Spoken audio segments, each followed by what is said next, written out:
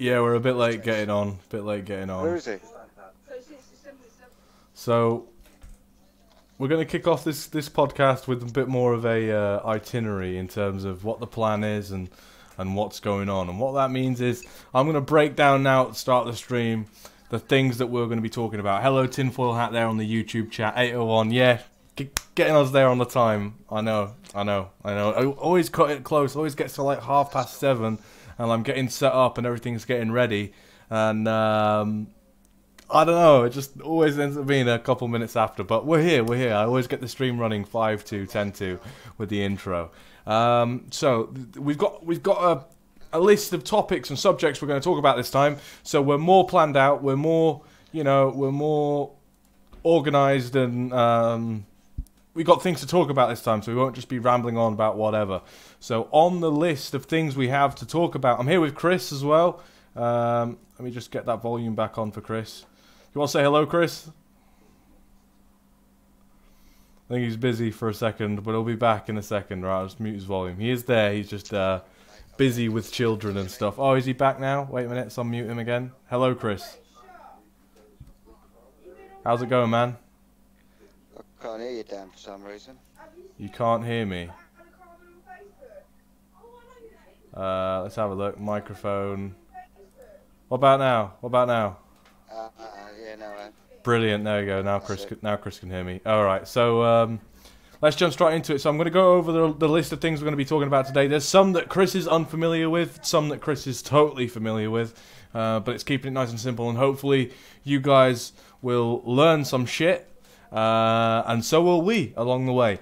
We've got nuclear war, so the probability of nuclear war, the risks of nuclear war, the conspiracies behind nuclear war, and what we know in terms of the depth of what nuclear bombs are, how effective actually are they to scale. I'm going to be getting up a nuclear simulator and going through with you guys the blast radius and the effects of nuclear weapons and some of the big ones that we can simulate over areas like London, or maybe some locations that you guys want to shout out, and we can test them together and have a look at what the casualties would be and what the actual impact of a nuclear weapon would be on target, on a destination. So we'll also be going into conspiracies and things like that, including the idea that UFOs have been turning off nuclear weapons around the world and flying over the military bases. And this has been a long documented thing as well, that UFOs have actually been disabling nuclear weapons around the world, and we have reports of that as well and evidence that that's actually been happening. Then we'll be linking that on to how the military is the people, and going over the Corbyn military shooting. So some military, who was it, the corpse? I can't remember, Chris. Who was it that actually did the shooting of the target and the picture of Corbyn?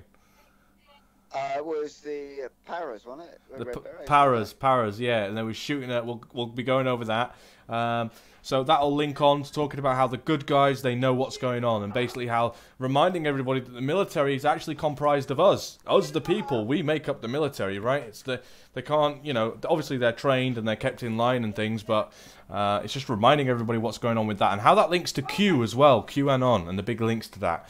We'll link that on to fake news opposed to reality. So the fake news and how they're living in their own paradigm right now, and how the reality of what's actually going on is very different to what the fake news and the narrative's trying to put across. And that will link us on to global warming. So we'll be talking about global warming and getting up one of the articles on jamiefreeman.news, and talking about how there's a lot of evidence to show that they are using fear to drive people with the whole global, that they're fear-mongering basically, and the effect that people actually have in terms of global warming is next to nothing, and it's one big lie. That'll also link on to HARP weather manipulation. We'll be going in and talking about weather manipulation and HARP, and also how HARP can be used as a weapon, a sound weapon, and a weapon for weather, because they can control flooding, things like that, extreme heat, and all kinds of other things. And then we'll finish off with those kind of weapons on the rod from God. Now, I only heard about this recently, the rod from God, and it is amazing. Chris, you're going to love this rod from God. This weapon is amazing, mate. You're going to love when we get into that. And I've left that till the end because this is an amazing weapon that is like said to be owned by the US military, where basically they take up big rods of tungsten, they fly them up above into space basically, and they drop them back down from space, and they have the same impact of a nuclear weapon basically. And that was like part of the treaty, because obviously they banned nuclear weapons from going into space, right? So apparently, fundamentally, the rod from God was like an alternative to nuclear weapons. So we'll be getting into that. Yeah, that's some cool stuff. I thought that'd be worth bringing up on the stream. So yeah, thanks for the share there, Tinfoil Hat. We've all got us tinfoil hat on for this podcast, definitely. Right, so starting off, we've got nuclear war. So, big thing. This has been going on for a long time. Chris, you were saying you grew up around that fear, didn't you? Yeah, back in the 80s and 70s, yeah, man. Yeah, Cold War, the fear.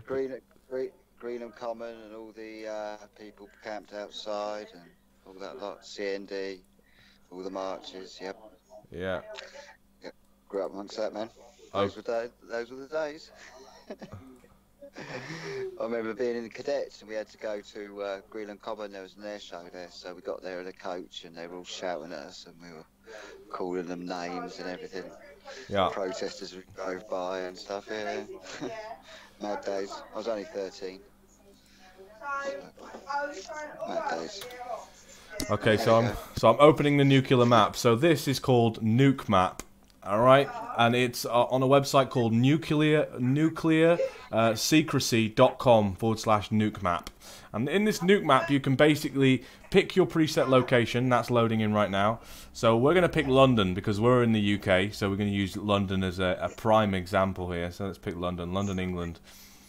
So you might know how big London is. London's quite big. It's quite heavily populated. So we're going to tick casualties as well and radioactive fallout, and we're going to do airburst because there's a difference in a nuclear strike. So in a nuclear strike, it would either be a surface burst, which is for maximum destruction on the direct target, and then airburst, which is like the largest coverage for the explosion. And if it was on a populace, it'd be more likely to be an airburst to get as much damage done to the actual surface area. So we've got London, England. We're going to click go. So we're on the centre of City of London there. We can zoom out. And then we can go down here. We can enter the yield, the individual yield for that. Or we can actually select a preset like type of weapon. So we've got North Korean Weapons Test 2013. Now this is an important one to note, this, Chris. So what I'm going to do is I'm going to select the North Korean Weapon Test 2013, right? And they registered a 10 kiloton nuclear weapon. So we're going to select that one. So what would happen if North Korea hit us with an ICBM 10 kiloton in London? So we're going to detonate that. And it's instantly loaded those results. So our fatalities are going up there. So we've only got 54,000 fatalities. It's nothing, right? And so we've got all this media storm over North Korea having nuclear weapons. But honestly, that bomb it's unbelievable. It's unbelievable. It's up there with a nuclear terrorist HEU device, an improvised nuclear device by terrorists would be a 10 kiloton. So it's nothing. So if we go down to the bottom of the list and we think about what we actually have in terms of actual military capability, and the top of the list is the Tsar bomber, right? Largest USSR bomb designed, 100 megaton. And this is a USSR weapon, 100 megaton. And 100 megaton... And now look at the screen. That's what we've got for basically North Korea that we're so scared of, right? In terms of nuclear weapons, and this will blow your guys' minds in terms of nuclear weapons. So we've got this is North Korea in weapons test. We're going to detonate this. Boom. 2 million fatalities, 4 million, 5 million, almost 6 million fatalities estimated, and 6 million injuries. And that is a massive contrast in terms of what they're trying to scaremonger us with. And that's insane. This is reaching as far as Cambridge, casualties in Cambridge. We can scroll down here, and what it will actually... And I encourage you guys to go and use this software as well. It's really good software where you can check, you know, the realism behind how much damage would a nuclear weapon actually do? And you can put your specifics in, your location in, the size of the bomb. You can check the UK's arsenal and their nuclear weapons and put them side by side and look at the actual capabilities of these nuclear weapons. So we've got fireball radius, maximum size of the nuclear fireball, and that's right down here in the middle, right? So all central London would be engulfed in a fireball. The entire city of London, Westminster would be gone in a fireball. Then we've got air blast radius, 5 psi, overpressure. Most residential buildings collapse. Injuries are universal. Fatalities are widespread. Often used as a standard benchmark for median damage in cities. And it's got optimal height for that kind of damage. We've got thermal radiation radius. So this entire orange circle that you see around here, around this ring, that is the thermal radiation, so 3rd degree burns. So just from the heat of the blast, if you are anywhere within this orange circle, you would receive 3rd degree burns. What was that, Chris? Dan, you know you sent me a link to the podcast? Yeah. I've clicked on it, it's not coming through. What's this on? It's playing 3 minutes. I can't seem to get nothing to come up. It should be just going out perfectly fine live. Yeah, I'm going out live right now. Yeah, send me another link. Tinfoil Hat says he'll be safe. He said I'll be safe. Yeah, I think we'll all be safe. I don't think they're using nukes, mate. I think looking at the scale of this nuclear bomb and what, you know, 100 megaton bomb. We'll just let the UK load in there. I think it'd take probably just one on London would be enough to completely decapitate the UK. But honestly, I do not think they're going to be using nukes. There's just no way they use nukes. The scale is, even the biggest one is not that big, right? I mean, let's think about this. Let's zoom out and get a good view of the scale of that nuke. The biggest one, oh crap, what's going on there? Is almost a blip. It's almost a blip. Yeah, they won't use it because it's too indiscriminate. They want a weapon that's intelligent, don't they? Yeah. They want a weapon they can pick certain people out, so it will be chemical. That's the way it's got to be. So I got that up on the basis of, anyway, you know, looking at nukes and all that stuff, and you know it looks like it's not going to be all that. She will be safe. I'm a she. Oh, sorry about that. It's a neutral name. I apologise. So we'll get up this next link, and this is about the conspiracies behind UFOs. Now, UFOs are definitely real. There's no, you know, UFO just means unidentified flying objects, and it's like 100%. Even our military don't know what it is. We've got thousands upon thousands, probably hundreds of thousands of reports of UFOs. So we've got this article on jamiefreeman.news/Will. You know, you can see the title, the URL up there if you're interested. Will aliens save humanity? And we've got a massive article here, basically about the reports. So all kinds of stuff. So we've got before the CIA took the film, Jacob said, right. So we've got at Vandenberg AFB in 1967, Dr. Robert Jacobs, lieutenant at the time, said he witnessed a UFO intercept and destroy a test ICBM flight. He filmed the missile launchers with a telescopic camera, a dummy warhead at speeds of 5,000 to 6,000 miles per hour, was shot 4 times and destroyed by a UFO that he captured on film. The CIA captured his film. Before the CIA took the film, Jacobs' superior officer Major Mansman, using a magnifier, studied the film in detail, frame by frame. Here's what he saw. The shape was a classic disc with a raised bubble in the center. The entire lower saucer glowed. It rotated slowly as it shot beams of light at the USAF dummy warhead. The saucer first positioned itself to aim and shoot, happening at speeds of 6,000 miles an hour. So if you think something moving 6,000 miles an hour, right, in mid-flight, right, let me just get the camera up here. If you think about something moving 6,000 miles an hour, right, and something can maneuver around that object with no effort, that's insane. That's insane. And they have that on video. They have an ICBM test flight of a rocket, an ICBM in test back in 1960s, moving at over 6,000 miles per hour and capturing a UFO disc shape, moving around the rocket, which shot beams of light into the rocket, and the rocket just tumbled out of the sky and was disabled. So whether that's us that did that, right, with secret technology, or there's alien races or whatever, right, or another superior intelligence, all that matters is somebody's got the power to knock ICBMs out of the sky, right? And I mean, an ICBM, now take this into consideration, an ICBM traveling from St. Petersburg or Moscow, basically, from Moscow all the way to New York. So if there was an ICBM launched from Moscow aimed at New York, it would take just under 30 minutes to get there. Like 30 minutes. Get your stopwatch out, right? Launching, that's moving very fast. I mean, there's nothing that can intercept that, at least what we have in technology. I mean, they say there's rumors and blah, blah, blah, but the point being is, there's something out there that can take down ICBMs with no effort whatsoever. And it all correlates with all the sightings and videos you see of these UFOs and these lights in the sky that seem to move, you know, like at ridiculous speeds and change their exactly what I'm doing with my fingers right in the sky, in a way that no helicopter can move, no jet can move, no aircraft can move. It's not an aerial phenomenon in terms of the atmosphere or anything. It's completely coordinated, sometimes coordinated with other lights that seem to like move around each other, right? And like play around in the sky and dance with each other and then move off in different directions. I've seen the footage, I've spoke to eyewitnesses, and I've seen some pretty crazy things myself while I've been out in the wilderness. It's crazy stuff.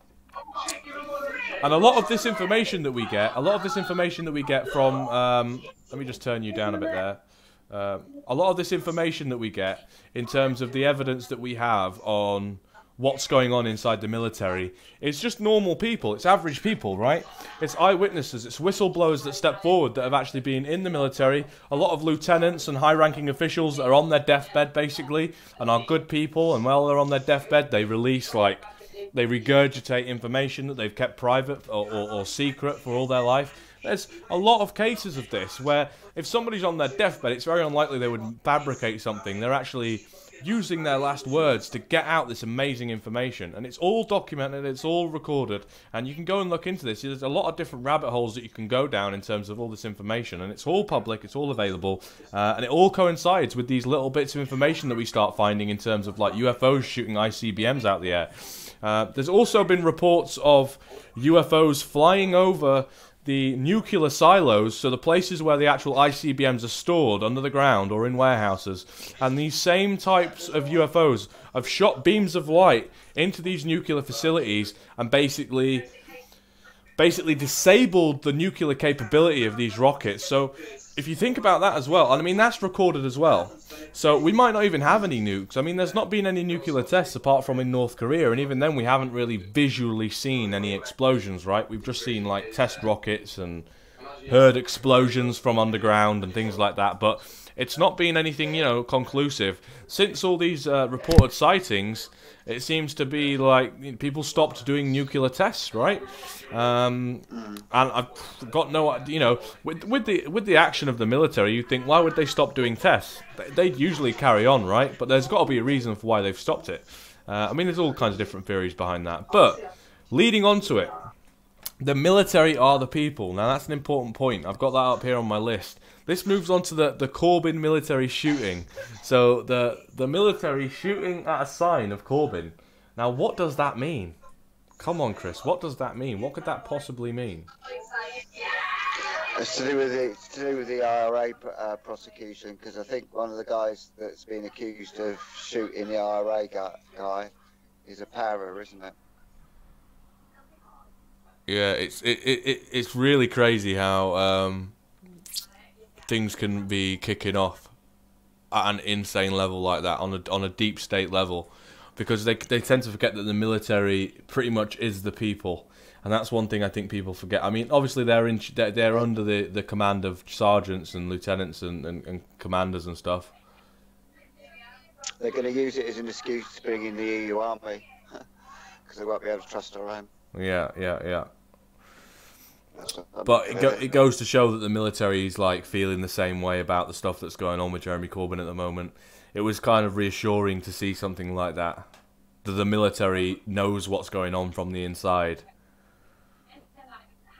It's almost like a warning. They certainly do, because do you remember that guy speaking about the New World Order at the march on Friday? Yeah. The ex-military guy. Yep. They're well aware of it, aren't they? Yeah, I'll pull it up now. I'll pull the article up, paste and go. I can't see nothing for some reason. I'm clicking on the link and it's just putting me up to the 3-minute advert. I think that's it. I think you might be clicking on the wrong link, maybe. Yeah, probably. Send me a link in the thingy and I can do it. I'm useless. Click the one in the.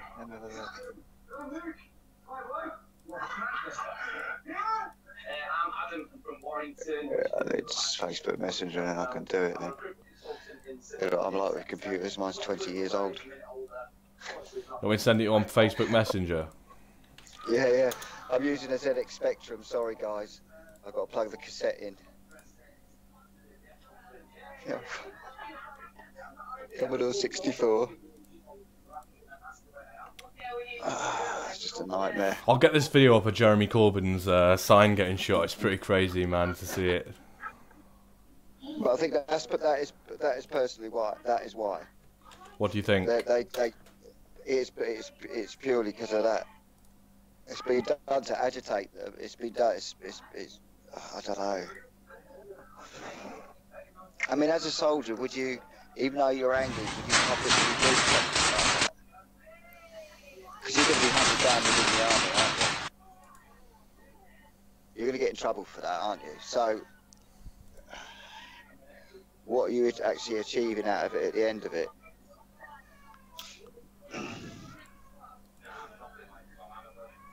What I can probably do is I can get up this and I can just drag this video into here.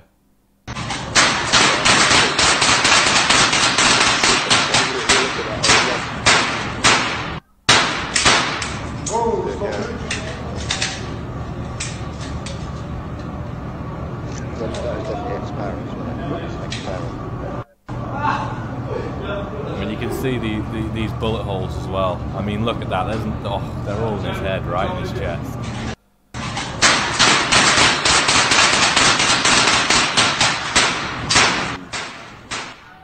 That's pretty crazy. The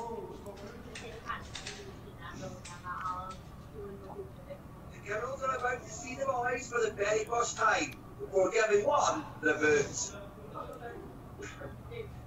Yeah, it's an insane video to watch something like that. It's... Alright, okay, so do you remember Soldier X?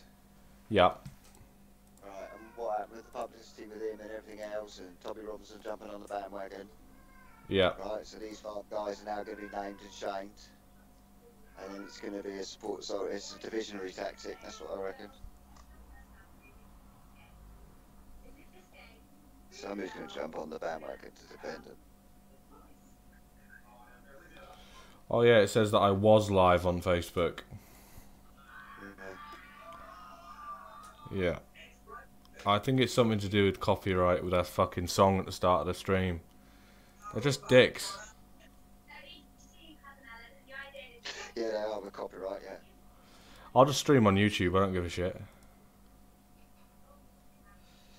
Right. So, just pull that article up, right?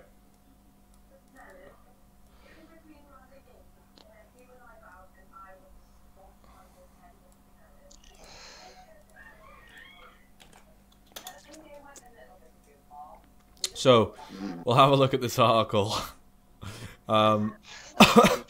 We've already watched the video, so what have they said? Snapchat video shows the Labour leader's image being used during target practice. An investigation has been launched into the video, which was first posted on Snapchat before being widely shared. The Ministry of Defence has confirmed the video is legitimate. Of course it is.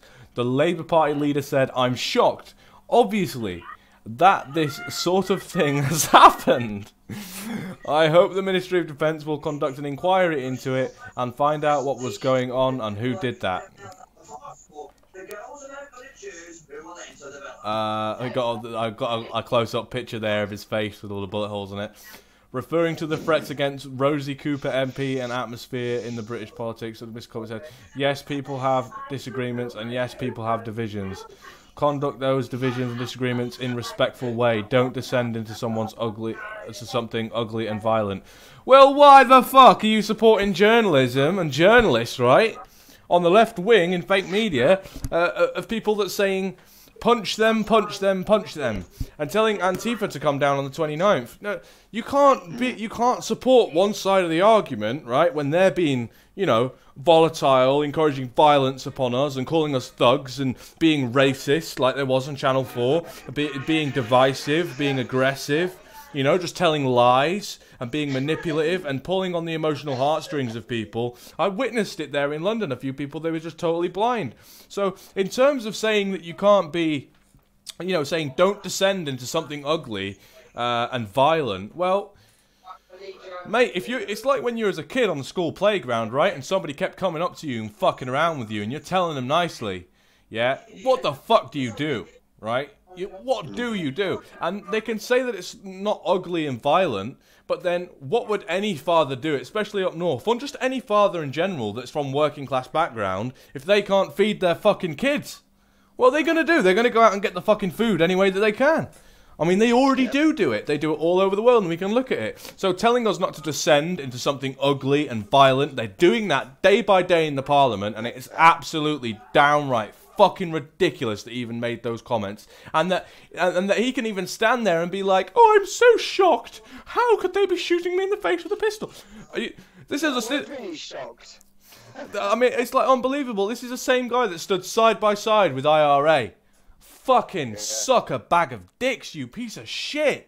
Don't descend into something ugly and violent. How about stop sucking the dick of the IRA? Stop being a terrorist sympathizer.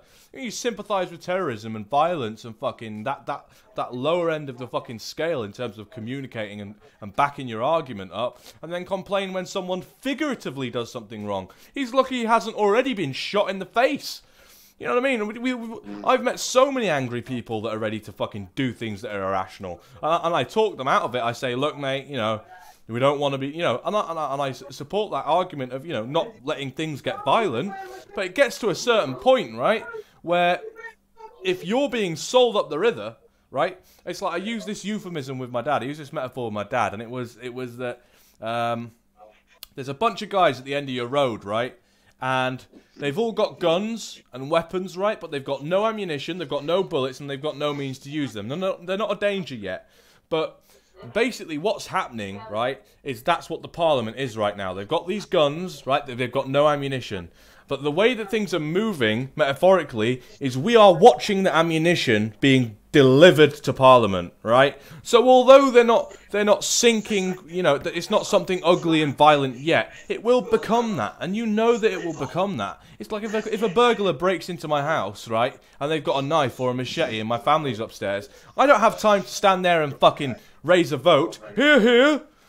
All for leaving the property, say aye. No, I can't fucking do that, right? I have to fucking put that burglar down as fast as fucking possible. And maybe I'll chop a few of his fingers off so he doesn't come back. But that's as far as it's gonna go, right? So, I could rant all fucking night about that, but I won't take up the whole podcast. You know where I'm going with it. He's a fucking disgusting, repellent, obnoxious individual.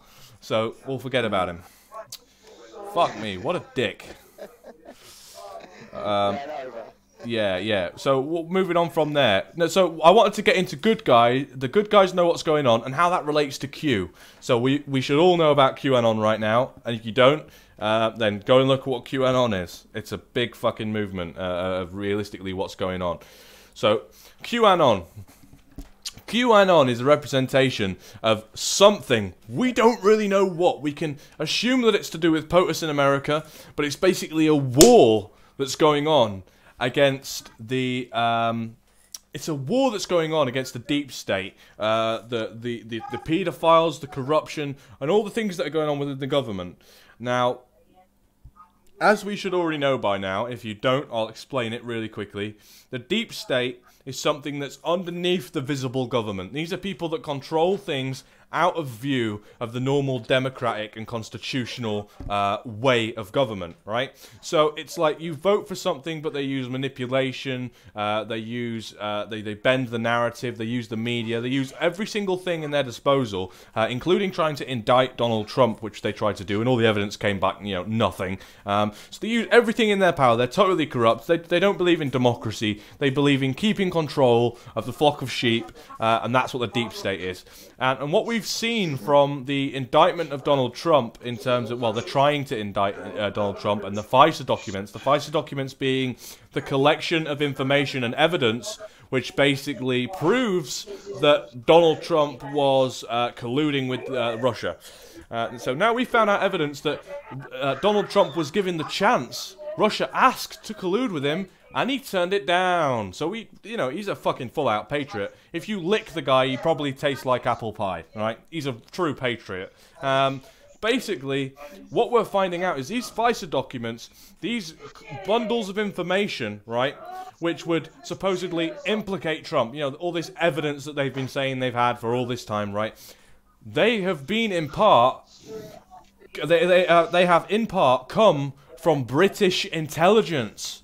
So the UK government is implicated in terms of the attempted indictment and the illegal treasonous activity of the US deep state, meaning we've got links to what's going on. I agree. We need a Trump over here. What are you saying there, Chris? Jeffrey Steele, isn't it? It's Jeffrey Steele from MI6, isn't it? Yeah, Jeffrey Steele. That's it. Yeah. Yeah, so we're linked, and that's basically an act of war. If you, on another country, try and topple one of their leaders, that's an act of war. I mean, and we have done that with Donald Trump, and we're just waiting for that shit to get to the bottom of the mountain. And every single person that has built this ladder up the mountain, right, who's still, linked to that fucking construction of shit, shit rolls downhill, and they're about to get hit, and that includes the British intelligence agencies, if they are involved in terms of the collusion.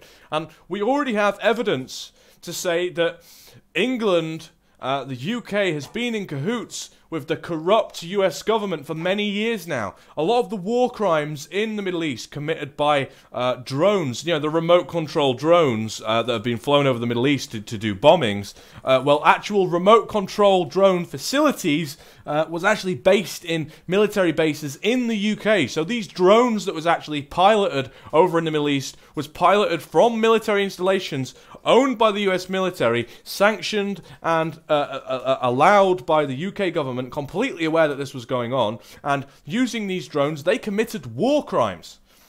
And so we're implicated in that, and that was, 2016, even earlier on than that. We've been implicated for a long time. We go back and we look at who was the one in the UK that got involved in like the Iraq War and shit. What was his name? The UK Prime Minister. That was Tony Blair. Tony Blair, that's it. Tony Blair. Tony Blair. He's been over at the White House, sliding his willy inside every president that stepped inside the White House. Bush, wasn't it? And we have all the evidence to prove it. I still think JFK Jr. alive. Maybe. Blair. Yeah.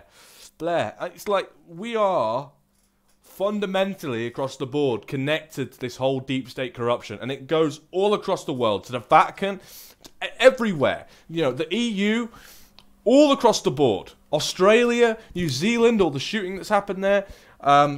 Unfucking believable. It's all connected, and that's why you guys need to follow Q if you're not following Q already. I won't go over Q because Q, the Queen, tinfoil hat there, the Queen, bang on. It's all linked.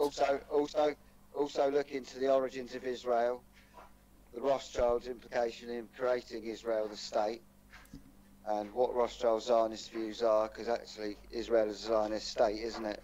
Yeah. Okay, so then you have to look at America's ties with Israel and Zionism. Okay, it's all quite deep actually, really. Oh yeah, it's really very deep. That's why we're here to try and keep it on the straight and narrow for these guys. It's hard. It's a bumpy road. This is why I wrote the list down. It's hard. I tell you what, it's hard to find out who is good and bad. Okay. Oh, sorry, I'm making a cup of tea. That's the problem. That is the problem, Mm. That is the thing. Trump, okay, we see good in him, okay, because he's bringing down the paedophile rings, he's bringing down the satanic part of it all. But then we see the bad of him in his alliance with Israel and supporting, funding Israel through military backing, etc., etc. So what's his part in that? So that again stems back to the Templars and their want of the fucking all that ounce stuff and. You know what I'm talking about? So Yeah. it's all linked. It's all one. There's every side, whether it be even the Vatican, isn't it? The Catholic Jesuits, they're supposed to be involved in it. All that exposure, the BBC, it goes deep and it's all connected. The way that I like to sum it up, Chris, and the way I'll sum it up to everybody, is if you think about these people, they have separate jobs or whatever. There's total polar opposite in terms of their career path, who they are, their family, where they live. But the way that I always sum it up, which is easy for people to understand, and I always use this metaphor when it comes to explaining that two people are linked, is one person's doing that, one person's doing that, but they have family dinners together. So they come together as a family and they have family dinners. That's a short and sweet way of putting it. They're family friends. Bilderberg meetings. Bilderberg meetings, yeah, all that stuff. Obviously it goes deeper and the spectrum is bigger, but family friends is a good way to put it in terms of like people's, you know, it's a better way. They're not business associates, right? You know, because they might not be linked through business, but they're family friends. That it's like George Pell. George Pell. Who's George Pell linked to? Oh, blimey. I'm trying to think now. Go on, hit me with it. I can't bloody remember. Right, I'll tell you. I'll get it up for everybody to see. George Pell. George Pell. Then we're talking about the Vatican priest or whatever that got sentenced. Oh. He's linked to... He was linked to no Obama, was it? Yeah, he's a family friend. George Pell. George Pell, family friend. Who is it? What's his fucking Trump? name? Trump. No, it's not Trump.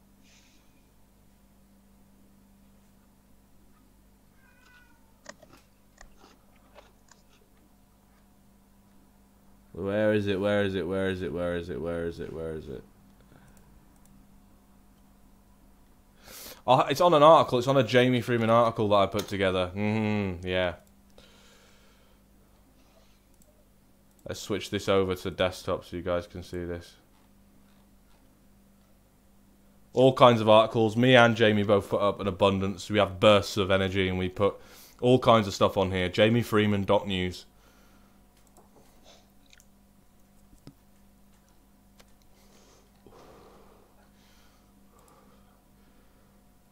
Let's have a look.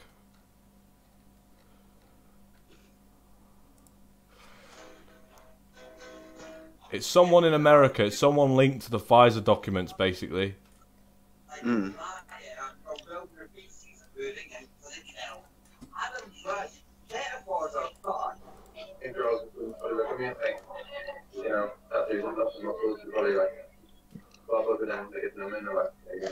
Yeah, you seem like a really nice guy. I think you definitely want to shower a bit more. Yeah. I just really like how comfy you are. You said nothing else. Here we go. It says here, it was also later revealed that Hannigan had given a good reference and used GCHQ assets to protect a high-ranking Australian paedophile priest, the priest Cardinal George Pell. It is believed to be a close family friend of Hannigan and has recently been charged with sexual offences against children. Woo! So yeah, it links into the Pfizer documents. So it's there. It's on. If you want to go view this, this is on page 6. Article that I put together. President Trump preparing to shake corruption to its core. So there's the article there for that. Unbelievable.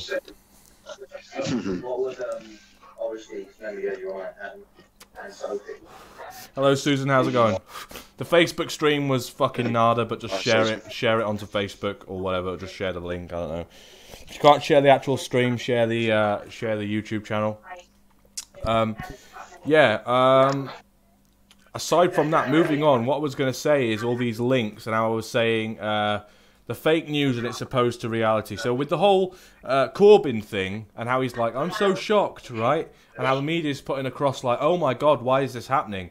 It's the separation between the reality of what the media is putting out there and what the actual facts are of what's going on. It's like a separate paradigm. And once you step away once you step away from the media, right, you start being able to see the full spectrum of what's really going on. And that moves us on to global warming. Oh my God, global warming. What's your opinions on that, Chris?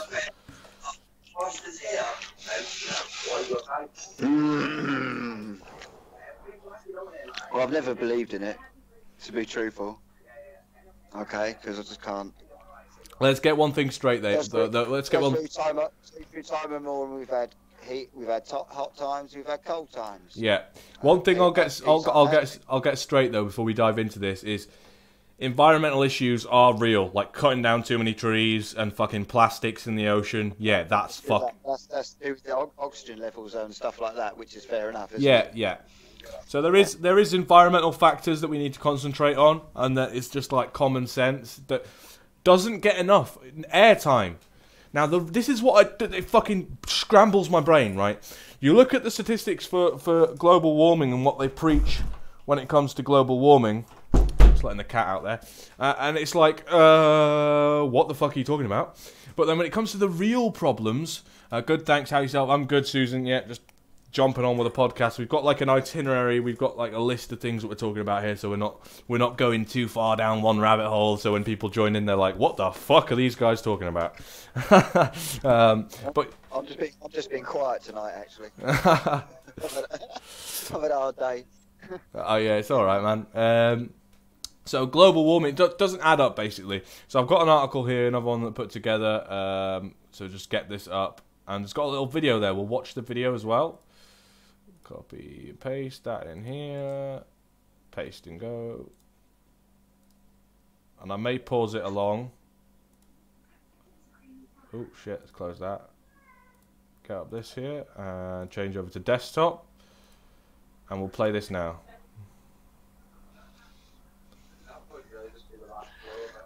Just set the scene here. And destruction of the global microwave transmissions operations continues to escalate.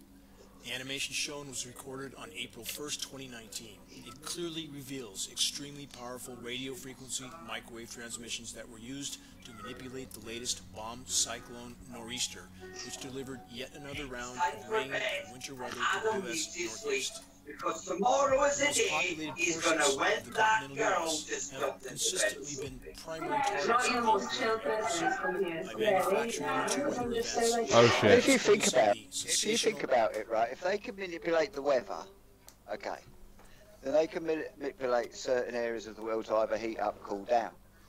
So they can just think, let's just like melt a few bit of the ice caps for a few days, send the camera crew up there, look, it's all falling into the water. You know what I'm saying? Yeah, yeah. It's Chris. He's got a bit of background noise, but it's all right. It's a bit stupid, really, but yeah. Yeah. What I was saying anyway. This is basically satellite evidence that they're using manipulation, right? Geoengineering. So, data showing polar sea stable for 12 years causes global warming alarmists to melt down.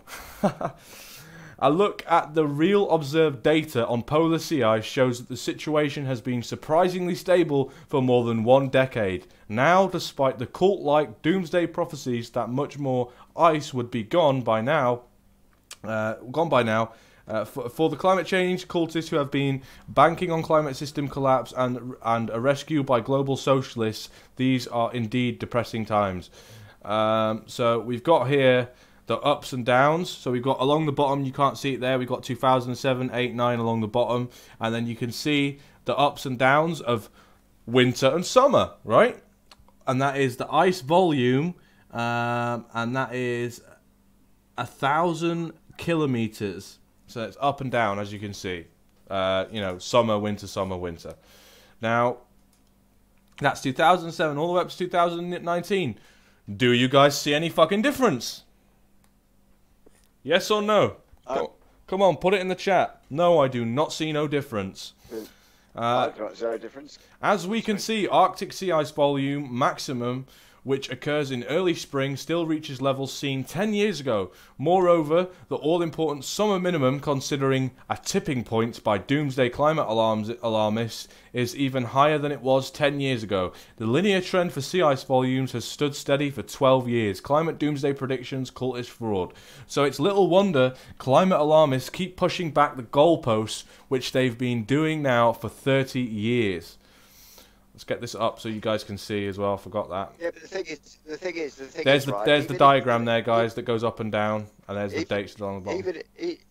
Even if the developing world, i.e. us and everybody else, went totally green, it would just make no change to climate at all, because the rest of the world ain't. Now, the problem is you've got these middle-class green social people, right? And they're the ones who are going down to these shops and buying these £100 tops that are made in sweatshops in third world countries that pollute all the bloody water and pollute everything else. We've got all these cheap shops that all, you know, go down to third world countries, China, we all buy off Amazon, we all buy Chinese goods, you know what I mean? They're the ones who are the major polluters. Do you understand what I'm saying? And they're not getting no buy away from them, are they? It's just total madness. It's just a big circle, it's just a con. Money making idea, that's all it is. Let's get this buy your battery power car. 3 times the price.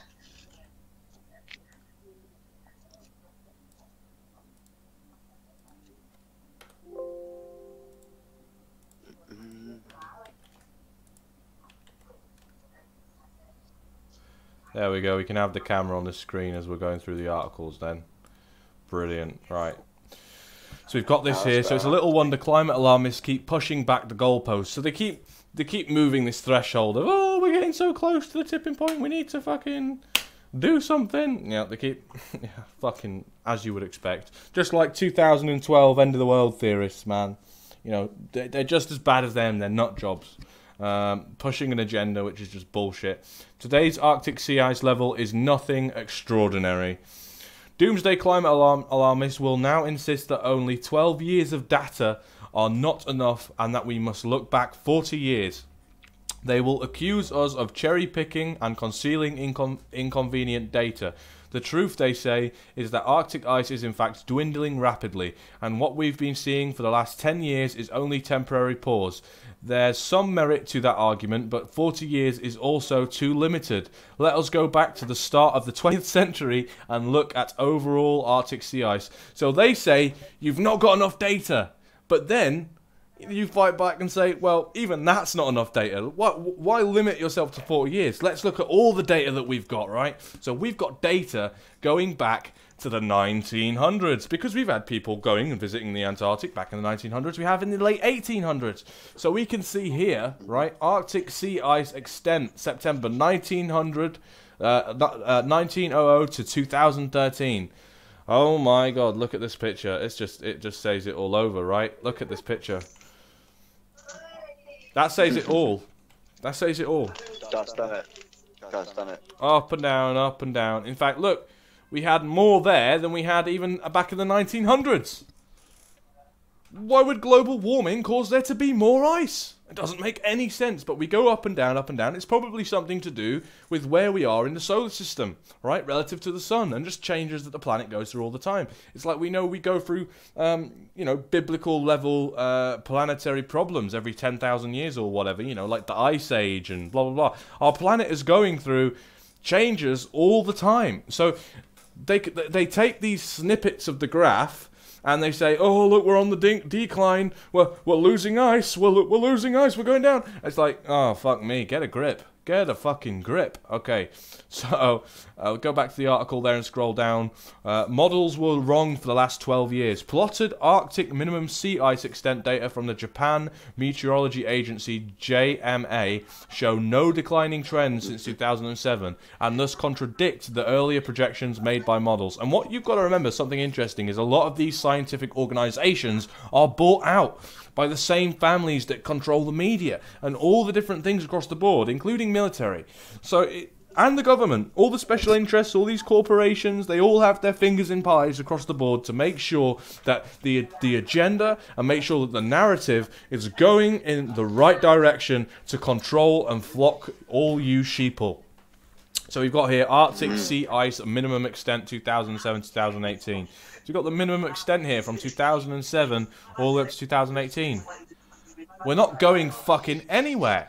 We had a bigger dip in 2012. We had a height in 2009. We can see that the dip in 2016 is pretty much just a bit lower than 2007, and that's just from 2007 to 2018, and we're like pretty much steady. It's fucking all over the shop because we're on a planet floating through fucking space, and there's going to be variables when it comes to the temperature of the planet. Get fucking used to it and stop trying to fucking turn the tiny mediocre facts into some form of... It's really... We get called tinfoil hat when we go and look at the real statistics and get them up, right? But the only people wearing the tinfoil hat are the ones that go and look at 40 years of a graph, but not the 100 plus years that we have, and go, oh my god, we're going down like Titanic. Fuck you. Shut the fuck up. Antarctic ice still showing robust, longer-term growth trend. So, we're going up. We're going up. Look at this. Look at this graph here. So, I don't know if you guys did maths and you looked at, like, mean, mode, average, and trends, and you plot a trend on the graph, and then you draw a line to plot the trend. Does that? I mean, you can't really see because of the video, but let's zoom in, and you can see at the start of the graph, it's the one square below. It's at one square below. Oh, sorry, I'm zooming again. It's one square below 20, and then towards the end here. So what's the time scale here? We've got 1979 as the start, and at the end 2018. And as you can see, you plot that trend on the graph, and it's going up and up and up. This dip is nothing abnormal. It's nothing abnormal. We have fucking changes all the time. And going back as well, see how the information is less plotted on the diagram. So we have, basically, it's a bit more erratic and up and down, right? But it's rising. Now, the thing is with that is if you consider the technology that we have today, to monitor the Antarctic and the ice and things, we have tools and stations and satellites to monitor this growth and shrink. Yeah, so we can have a lot more accurate information. So it may look a bit level or up and down here, but we got a bit more information, a bit more accurate here. But even this dip here at the end, it's like it's nothing to be scared of. I mean, you can go down here and you can look at all the trending information from all the different institutes. The line is going up, people, not down. And if it was true about, you know, coal and carbon dioxide in the atmosphere and the ice caps melting, if it was totally true, would you not expect to see at least a static line down? You would expect to see that. Yeah, hang on a second. Do you remember a few years ago about that massive ozone hole that appeared in South Africa? Down the bottom there, and was letting loads of ozone through, and it was getting bigger, and it was getting bigger, and it was making all the headlines, and all of a sudden, nothing. You know why? Go on. Because it's getting smaller, and getting smaller, and getting smaller, and getting smaller, and disappearing. Fact, Toby, Dad lives there. No problem, told me. He was talking about it. So, again, it's lies, do you know what I'm saying? It's just bullshit, man. Yeah. However, 3 or 4 years of data mean very little on climate scales. The overall Antarctic trend remains one of growth, more natural than man-made. And even if the trend turned downward over the coming decades, it only would prove a warming Antarctic sea and say nothing about the real cause. What is becoming ever clearer is that many powerful natural factors are indeed at play, and that man's impact is far less than the global warming doomsday cultists like to insist. And now, one thing you've got to consider with this, right, even though we are pumping out all this fucking stuff into the air, is let's just, I mean, this is like school classroom shit, okay? So this is where I am, and I'll scroll into a random house. Okay, so we're on Google Maps. Let's put the let's get rid of that, and can we get the? Yeah, we're getting it now. Let's turn it over to satellite. Brilliant. So scroll into Kirk Sandal, which is local to me. Let's scroll into a house, right? So we'll just do this together, right? So here's a house. You imagine a car, and yeah, there's a lot of cars, right? And it's all pumping stuff out. Look at all these trees, and think about the trees as well. So what we're going to do is we're going to zoom all the way in That's the scale. It's crazy that you can do this with Google Maps. It makes you think about the fucking military capabilities of satellites right now. They could probably watch you through a fucking telescope from space. Right, so you're zooming out. Let's look at the actual scale of the planet. And think about this as well. All that air that has to be filled, right, from ground up. It's a tremendous amount of volume, right, which would have to be filled to actually make any fundamental effect. So we're scrolling out. We're scrolling out.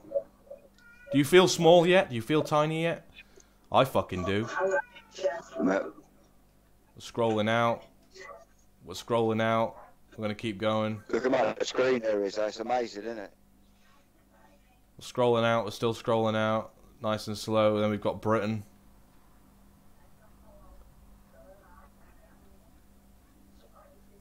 We scroll out. We scroll out. Look at the size of those clouds, right? I mean, I know they're virtual, but fuck me. Wake the fuck up, okay? That's all I have to say about that. Jesus Christ. Okay, so we'll leave that in the dirt. There's global warming. So we'll move on to weather manipulation, one that you are fond of there, Chris. Oh, I love that, yeah. So we've got HARP. So I've got a little video here that I'm going to play on HARP. I'm going to get that up now. And we're just going to play this video. It is a 5-minute video, so buckle in. We'll go a bit over the 9 o'clock. I don't mind doing that, but I'm going to go and cook some dinner soon. HARP as an array of antenna can be focused and concentrated. You got to think about this in a much different way than normally how radio frequency energy behaves. So if you think about a radio broadcast. Okay, so what is HARP? Before we watch this video, what I'm going to do, right, is I'll show you what HARP is. HARP.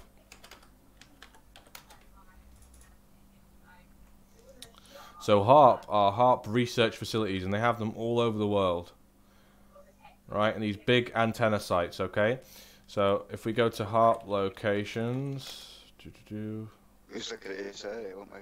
Yeah, talking about it before we brought it up. Got HARP locations on the map. So what you can get here is a scope for how they are all over the world. We've got them in the very typical places you would expect them to manipulate the weather, right? We've got one in the UK, they've got them up in Russia. These HARP sites, they're all over. Why? Research facilities? Fuck off! Wake up, okay? Right. Anyway, so now that's what the HARPs are, that's what they look like, and this guy's going to explain what it is. HARP as an array. HARP as an array of antenna can be focused and concentrated. You got to think about this in a much different way than normally how radio frequency energy behaves. So if you think about a radio broadcast antenna, broadcasting radio frequency energy, that energy dissipates or spreads out very rapidly from the point of broadcast, the antenna, out into the atmosphere. And the further away you get, the less dense, the less concentrated is that radio frequency energy, which is why radio stations eventually fade out over distance.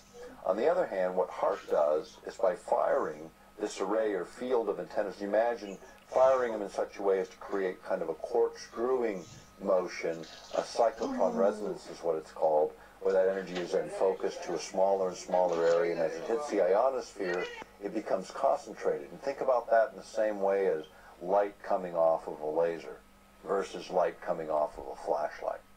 When you think about HARP, think about it as a mechanism on the ground that's designed to interact directly or plug into those magnetic field lines and actually then use the environment itself as part of the machine on the ground. And think about it in this sense.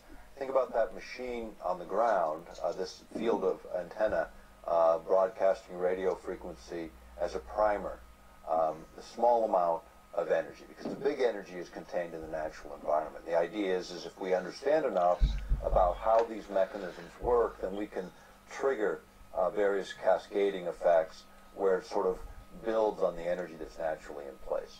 And so when you think about HARP, not just in the effect of magnetic field lines, but another opportunity to manipulate energetic systems within the Earth has to do with the ionosphere itself. And imagine that ionosphere is a bubble around the Earth, several hundred miles thick, again starting about 30 miles off the Earth's surface. Now, that's a highly charged area, a tremendous amount of energy potential there. In fact, some will remember a number of years ago, there was a shuttle experiment where they drug a tether, a dangling wire through the ionosphere to see what would happen. And energy was picked up as it moved, because when you move something, a conductor through an electric field that's as charged as the ionosphere, it actually begins to move current, which it did. It shunted that current straight into the shuttle and almost blew it out of the sky. The other thoughts with HAARP systems are the actual heating of the ionosphere. And when it's heated, because this energy is concentrated, what happens is the ionosphere then lifts up, moves out several hundred kilometers. Now imagine if you're a satellite drifting through space where there's no atmosphere, and all of a sudden you hit a column of atmosphere. What will happen is it creates friction, and that friction causes that satellite to burn up, and all of a sudden you have a satellite down. When you turn the instrument off, everything goes back to normal, and you have plausible deniability on a satellite. So you can fucking take satellites out with it. You can fucking, you know, it could be used as a weapon, basically. If you imagine it as radio waves, now radio waves with enough concentration, they can actually push moisture up.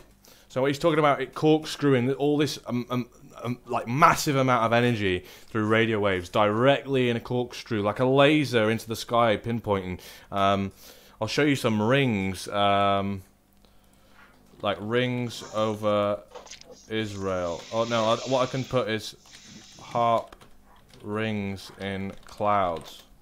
Okay, so we go there and we look at images. We see here. Now this is what HAARP does. So you see this image right here. There's multiple images you can go and look at. I mean, they're just fucking huge, right? All of these, and they're above HAARP. These weird rings that are being created in the sky. I mean, and you see how there's almost waves emanating from this, and that's because HAARP has basically punctured a hole up into the air. See how it's done it there as well? I mean, there'll always be like a scientific conclusion with a fucking, you know, what the fuck is it? An equation which is 1,000,000 miles long, right? Because you can equate anything. But we already know, like, a lot of fucking the equations are on the basis of things that aren't true, that have already been proven wrong. They're just maths to try and boggle your mind and say, look, it's this that's doing it.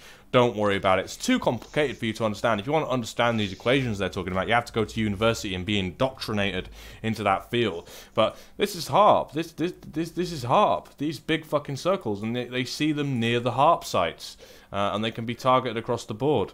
Obviously, we're seeing rings. Some of them will be bullshit. But you can create tornadoes with this. You can cause storms. You know, all kinds of shit. We'll let him just carry on really quick. Going down because nobody knows this kind of technology generally exists. Now, the other place you can use it in that same application, imagine that column going out several hundred miles into space from its normal atmospheric level way down here. Now, you got an incoming comet or asteroid coming in from outer space at tremendous velocity. Now, normally those objects, when they hit our atmosphere, they again encounter tremendous friction, they burn up, and most objects just dissipate before they ever hit the surface.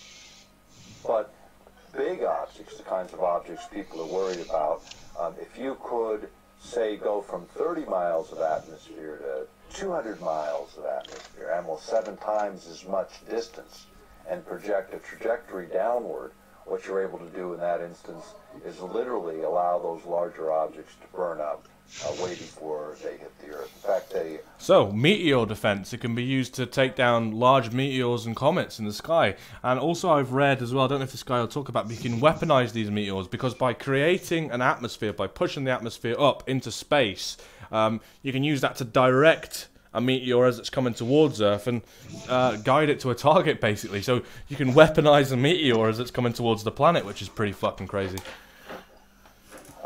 Strategic Studies Institute in London, in reviewing Soviet research on this very same technology, was suggesting that it could be used for not an anti-satellite technology so much as an anti-asteroid or comet-based technology. But all of those things also create a side effect. When you move that much atmosphere up into space, and it's about 30 miles diameter, these columns. So imagine 30 miles in diameter and a couple hundred miles up. Well, below that are pressure systems, high pressure, low pressure systems, and jet streams, all of which can be altered by the manipulation of the ionosphere in this way. And that then creates... If you imagine you've got a layer of moisture, right, around the planet, okay, so it's all the moisture that's in the air, so it builds up, it turns to rain, etc., etc., etc. Now, it's all just like at the level of gravity where it's in the air and it's clouds, right? And you create a vacuum upwards. It rises into this. It's almost like a cup, right? Let's just empty the coffee up, you know, onto my plate. I've finished it now. So if you imagine a cup, it's creating. So you've got the normal moisture around the thing. We've got the earth in the middle here, right? And so they create a hole upwards. Obviously, the moisture goes into it and creates a pocket of moisture, right? Almost like a mug of water filling up above the... So that sucks in the moisture, and then that can be released, okay? So when they switch that off and there's no longer any hole there, you've got all this moisture ready to come back down, and it can cause flooding. It can also, you know, basically, if you do that on a worldwide scale with the Gulf Stream, you can basically manipulate the weather and decide where it rains, where it snows, if there's going to be a storm. And if you do that in a certain pattern with multiple harps, because these facilities are sometimes huge, they could shoot multiple columns, so they're not just one column, right? If you was thinking that it's like one column straight up, no. These facilities can shoot, you know, multiple circles, and this is why if we go to the rings in the sky, you'll see on some of these, like this one right here, you can see the multiple circles, right? It's because they use that as a way. It almost creates a wall, right? So if you've got the weather, like the Gulf Stream, okay, well, it's bringing in a lot of moisture, so we're about to have a storm, and they make multiple pockets along, right? And then it'll fill up all these multiple, and that's what they're doing there. You can see how the clouds actually on that picture, they've got that bubble of cloud in the middle, and that's where all the moisture is being sucked directly up into this pocket above the atmosphere. So I'm just explaining that a bit more. Obviously, this guy is very sciencey. It's maybe a bit complicated, so that's why I'm intervening there. I'll just let him carry on. So this is what he's talking about. Downstream weather effects that cannot be modeled, that cannot accurately be predicted, and therein lies huge problems when you start to manipulate by technology applications to create one effect. You might inadvertently create a number of other effects, as is the case with HAARP. So there you go. So he's talking about, you know, inadvertent weather effects and how, you know, fucking with something like that, which is like colossal, you know, protects, it's massive along the planet. It's like butterfly effect, right? It's one big thing that's connected. You know, if you had a shitload of harps in America and you set, let's say, 100 of them off, so they only need like 2 of them in the US, right? But they're super compact, small to build, they run off quite a bit of energy, but not that much in terms of like nuclear power. It's easy to power them if you've got the power to do so. Just open the chat, see if I've missed any messages there. Stargate, lol, thought you were asking anyone, I'm wearing a tinfoil hat. Yeah, you should be wearing your tinfoil hat for this one. Stargate, where are they in the UK? So in the UK, we've got one, so let's go, I'll get it up now. HAARP locations. Okay, so you can type in HAARP locations, bring up HAARP locations on Google Maps. People have documented them. So go on Google Maps right now, and I'll zoom into the UK. We've only got one. They're powerful things. You don't need a shitload of them. So you've got one there, pretty central, just above Wales. So we'll turn it over as well to. Can we put it on? What's it called? I want it on the other setting, the satellite, so you'd be able to see it from the satellite.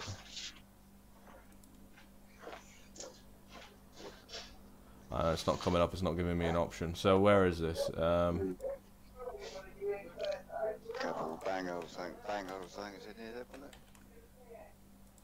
Just refresh the page at that specific location, maybe it'll do it. Oh, for God's sake, it's not really doing it. Description. You didn't pack the K8. Look at your bag, you know, I pulled it out. Yeah, well, you left it next to your bag. Right, let's see if we can put this into maps, and I can go into satellite view and show you one of these in maps, the one in the UK. So go into Google Maps, we'll just open a new page, see if we can paste these coordinates in. It should take us there. Hopefully it'll take us to the right location here. Yep, in Wales, okay, so then we go to satellite view.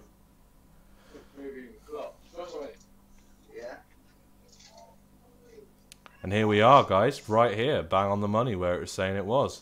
So this is a HARP plant. You can see the cars there. We can't zoom in too much, which is a bit unfortunate. It's not like a crazy zoom like it is sometimes. I mean, maybe it is. Can I zoom in anymore? Oh, I can. Oh, I'm on ground level now. See if I can see it from the road. That'd be cool. Oh, here we go. I can see it from the road. So here's a HARP in the UK. Small facility, right? Barely anybody there.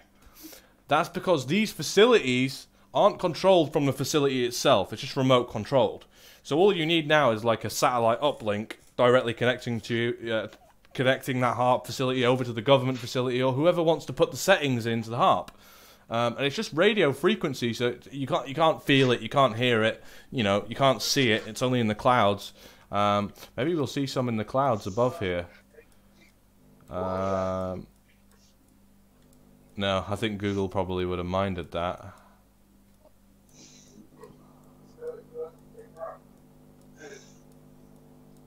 But yeah, here's a HARP facility in the UK, out in the middle of nowhere, right?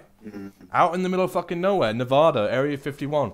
Out in the middle of fucking nowhere, Area 52. Out in the middle of fucking nowhere, Menwith Hill. Out in the middle of fucking nowhere. It has a striking resemblance to the same military capability. It's a nothing. It's a, you know, don't attract attention. It is a nothing, you know. But I guarantee there's a military installation close to that. I can't bother to do any digging. You know, go and look for yourself. There'll be a military installation close to that.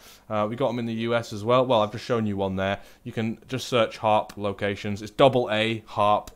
I'm going to finish off on one last thing here. So, going on to HARP and weather technology in terms of the stratosphere and how HARP goes, we've got Rod from God. Now, I was letting Chris know about this one early on, but fuck me.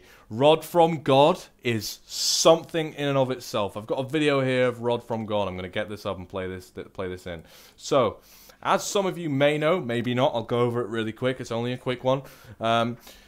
With the dawn of space and satellites and things like that, there was an international treaty, which basically said, and an agreement, if you will, just like in the Antarctic when they carved the Antarctic up into individual pieces and just you know, distributed it amongst countries. You can't have nuclear weapons in space. It's not allowed, okay? Not that they don't have them, they probably fucking do, like they listen to each other. So Rod from God is like secret military technology, which is kind of like a replacement for not being able to have nukes. China explosion. I'll show you this first, actually, just so you can get a scope of what Rod... dozens killed Chinese chemical plant. Is it this one here? No, that's not it. Chinese explosion. I've got videos here. Tianjin blast. So, officials compared it to this, and this is basically what a Rod from God would look like in terms of its actual power.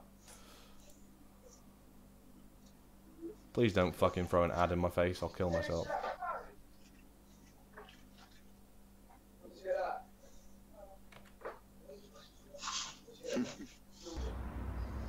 Alright. Whoa! Holy shit! Fuck yeah, I'm videoing it. Look at this explosion, guys. Fuck? I think that might be a gas station or something. Fuck yeah, it's a gas. Whoa! Oh! What the? Holy shit! No fucking way! Oh shit! Oh shit! No, baby! No! Are we dangerous here? Yeah, we're dangerous. Oh my god! Oh dear! Are you filming? Yes, I'm filming! And then there's a bigger one after it. And that is an accurate representation of what Rod from God is. I'll just play the video, it'll explain it better than me. So I'll get the video up now for Rod from God.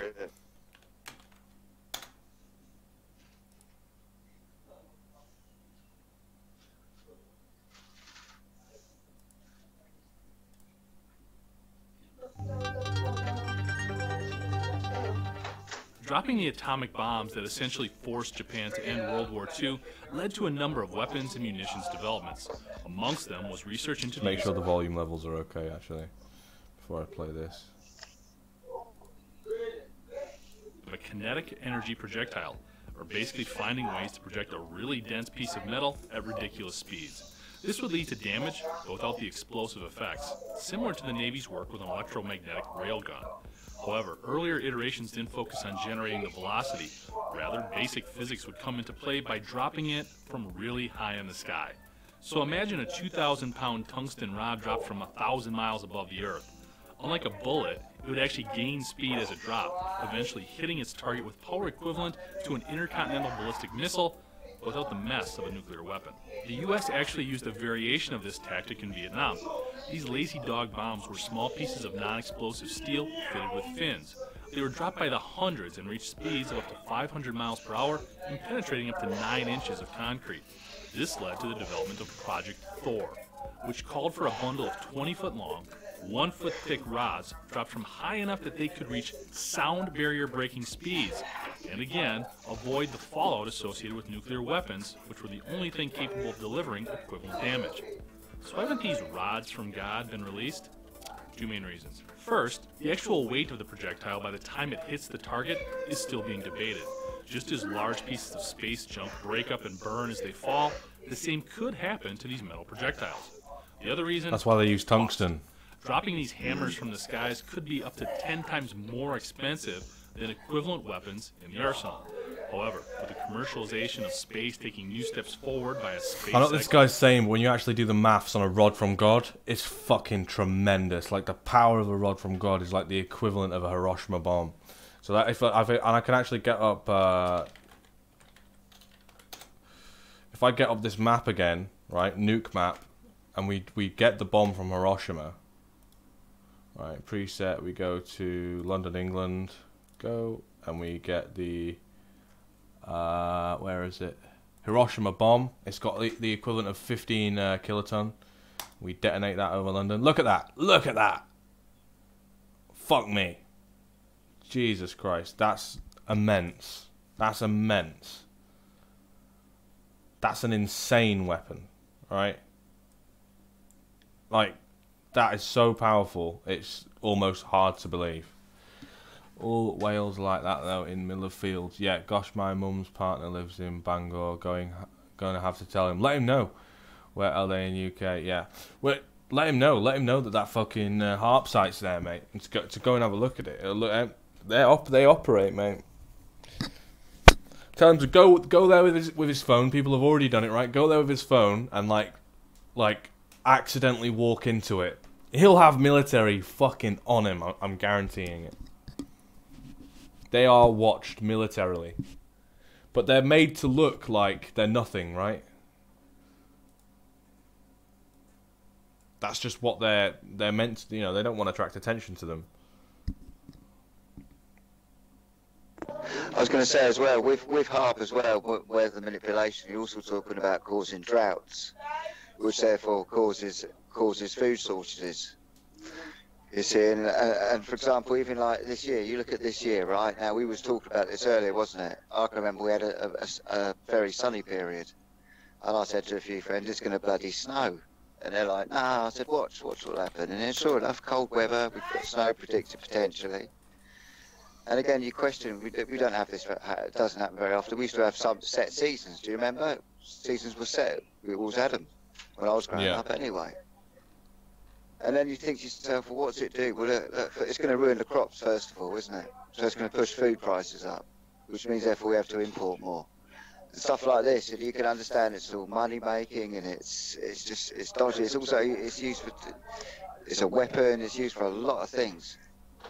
You know what I mean? Forces farmers go bust. Then these companies, these corporations take over the farms, and they do the artificial farming and genetically modified foods, etc., and yeah, man.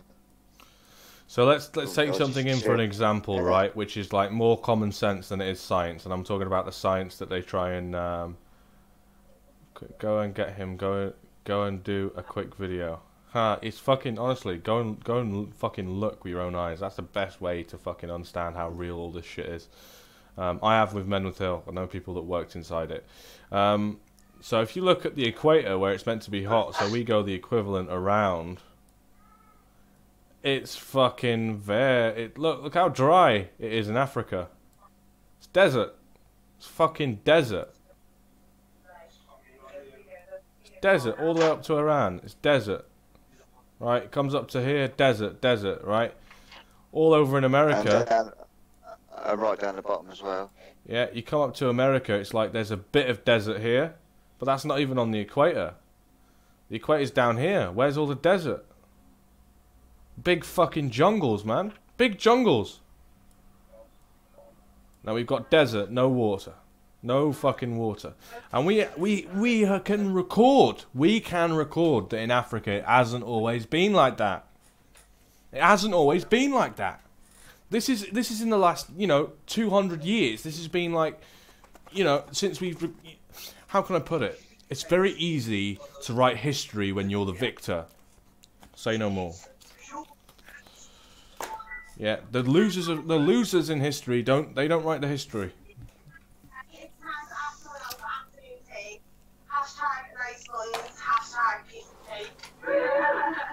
Where are the fucking forests in North Africa?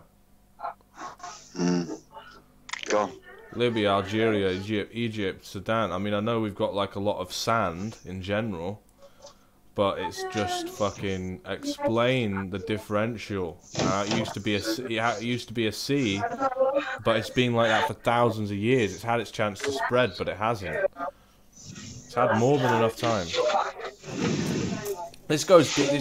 This all goes deep with Egypt and how like most of Egypt is buried in like, how they say that they've barely discovered all. Like there's meant to be another Sphinx basically. They had to dig up the original Sphinx. I'll get ready too quick.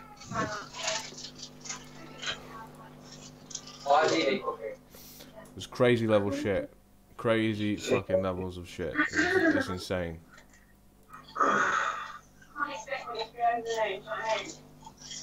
Ja, nou ja. Ik vind het boek heel best. You have my experience, so you can good part of experience, yeah. So don't get that. But yeah, they've got some insane military technology that they're not sharing. You know what I mean? Like unlimited power source and shit like that. You know. You got a bit much on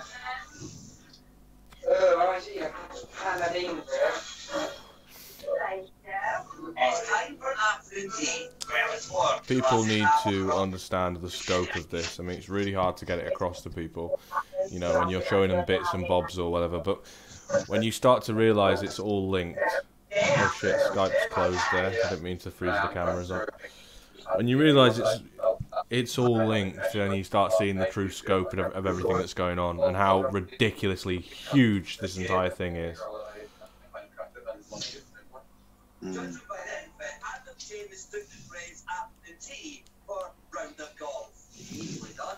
Have you got any more opinions on the Cabal? Has anybody got any ideas for a documentary to play for the end of the stream? I'm finishing this cigarette and then finishing up. I know a documentary. So we started off on nuclear war. I'll get a documentary up for how UFOs are involved in disabling the nukes.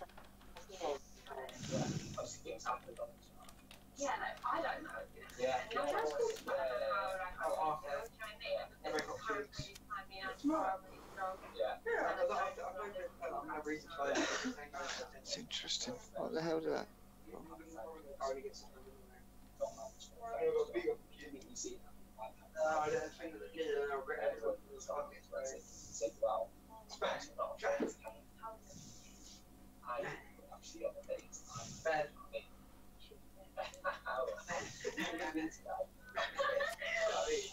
My personality is pretty different from everyone. I've got a variety of I don't know what it is from the marriage or whatever it is. It just gotta get maybe done. Stop using the little nuts in the leg forward and big time. I hate that thing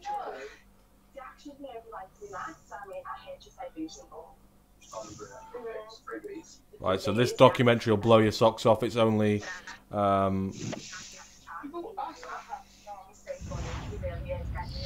shit, let's just escape full screen. Just sorry mate, I've just done a little search, right, and we was talking about global warming, etc. typed in basically to see if the Sahara Desert is expanding and what's going on, right? And obviously the global people who think global warming are saying, oh yeah, it's expanding and it's getting worse, etc. But there have been studies done, I've just read up, it's really interesting, by Boston University, and they're basically saying that it's actually getting less and it's becoming fertile. Start again there, mate. I had you turned down. The Sahara Desert. Go on. Right. Yeah, right. You know we was talking about the Sahara Desert, global warming, and the fact that. So I thought I'd just check up and say, is the Sahara Desert expanding? And it's basically came up with this link, and it sent me to Forbes. Okay. And Boston University did examined satellite data and done a lot of stuff on the Sahara Desert, and basically 15 seems to show a recovery of vegetation in the southern Sahara. The improvement in African precipitation and soil moisture extends far beyond the Sahara, even in the Namib Desert, in the southwestern corner of the continent. Precipitation shows long-term improvement. So actually that proves again that the global warming theory is fake. You know what I mean? Where actually the Sahara Desert is proven to be getting smaller. Yeah. And more agriculture around the side, so it's all there, isn't it? It's not as hot as what they're saying it is. No. No. It's just right. I'll get up a temperature graph for the Sahara. Sahara Desert temperature graph. Let's have a look.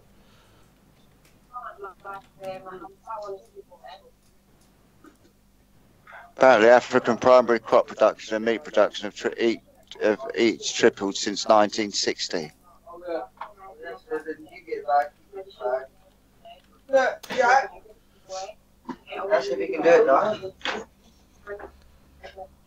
Since James Taylor, who's this bloke called James Taylor, done the study. Okay, so there's nothing on the Wikipedia, of course.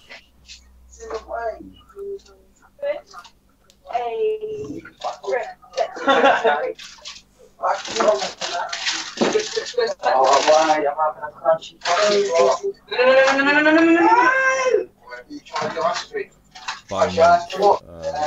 Yeah, we've got by year. Can we do by year?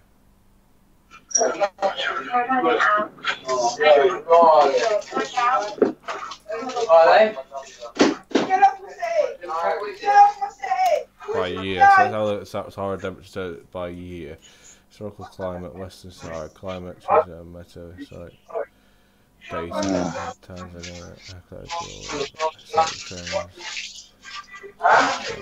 Sahara Desert, what's this?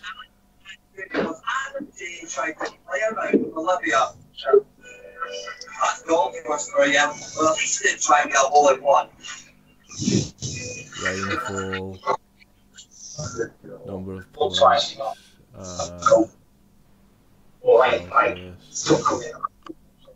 Yeah, I understand that. When I said to you over there, always respect the boys in the house. You go to a boy. They're saying here that year, what is this, latitude, longitude? I'm just looking at the Huntington Journal of Hydrology. I'm looking here at a PDF that's saying that it's fucking rocketing. Well, I'm looking at another thing here, which is... But it doesn't even make sense that it would be that flat in the 1800s through to 90. It doesn't even make sense that it'd be that flat. It like already makes that whole study look really sketch.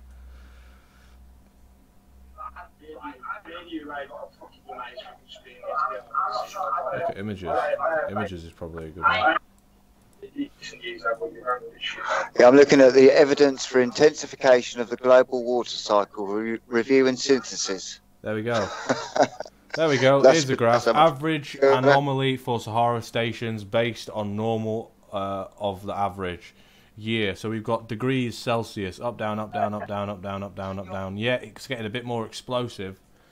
But that's because of a fucking other shit that's going on. I think something to do with the solar flash. I played a documentary on that in the last podcast. If you want to go watch that, go to the end of the podcast. The last hour of the podcast was dedicated to the solar flash and what that is. But even here in like 1990s, we've got a massive dip. Why was that? 1990, hang on. When was the Iran-Iraq war, when we heard all the fires go off on the 1992 it'll be. 1992 there was a massive dip in the temperature of the Sahara. Yeah, but that was due to that was the Iran-Iraq war, wasn't it? And that was due to they set fire to all the bloody oil places down there, didn't they? And they burnt and put black smoke over everywhere, didn't it? So temperature would cool down, wouldn't it? Surely. So this is what we do, guys. So we dig, massive. we dig, we dig. But honestly, I'm looking at this. You should check this out. This is really interesting. It's a long read, though. But like I say, it's evidence for intensification of the global water cycle review and synthesis. You're bang on, mate. Kuwait oil fires were caused by Iraq military forces setting fire to report 605, 730. See, this is why you need another brain. 1991. Just before 1991. Then we've got a dip in the Sahara there. So fuck me. Get a grip. Fucking Jesus Christ. It's all there. All the evidence is there. Fuck any fucking bullshit PDF. And I can see that PDF saying there's an increase, but it's all over the fucking place. There's the recorded from the stations, the weather stations in the fucking Sahara Desert, the trends. I mean, I'll background check this. I'll visit it. I'll visit this page. Let's have a look at it. I've been interested in analysing... What's this guy saying here? I've been interested in analysing temperature trends measured by weather stations in the Sahara region. This is for two main reasons. The first is so little humidity in the atmosphere, any effects caused by the increase in CO2 concentration should be more evident. Right, so even this guy here is saying, right, so, look, I've been interested in analysing temperature trends measured by weather stations in the Sahara region. This is for two main reasons. The first is that with so little humidity in the atmosphere, any effects caused just by increases in CO2 concentrations should be more evident. Water vapour is the Earth's dominant greenhouse gas, and any changes in humidity, either natural or perhaps linked to climate feedbacks, are difficult to untangle from CO2 increases. Consequently, arid places with little changes in humidity should help to reduce this uncertainty. The second reason is that the Sahara has not seen such massive human development as seen in other places. I have downloaded the HAD crew station data released in July 2011 from the Met Office, available here. So then we go to Met Office. Where did he get his data from? Page not found! They've deleted the fucking evidence. Fuck me. Climate, land and atmosphere, surface station, records. Why have they deleted that? Now I've got to dig even deeper. So let's try and find these records this guy was talking about. So what we'll do is we'll copy that. We'll go into Wayback Machine. Wayback Machine. This is where you can pull web addresses up. So even if they've deleted a page, you can go back to previous history of that page and get a backup of that page. So let's see if this page ever existed. So if this page doesn't exist and it's never existed, this guy could be talking shit, right? But if I put this into here and that page does exist, it will prove that Met Office pulled this information down so you couldn't see it. Let's find out the truth. Okay, so we've got 2011. Oh, we'll get 2012 up, right? 2012. Let's click on here, Web Archive.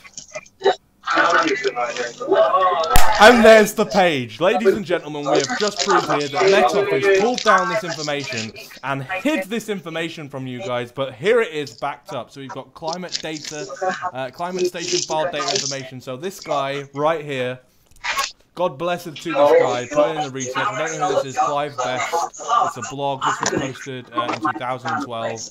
It seems like the website's still running. This guy looks into Ice Age insights, changing temperature anomaly base. This guy goes and looks into it all, and page not found.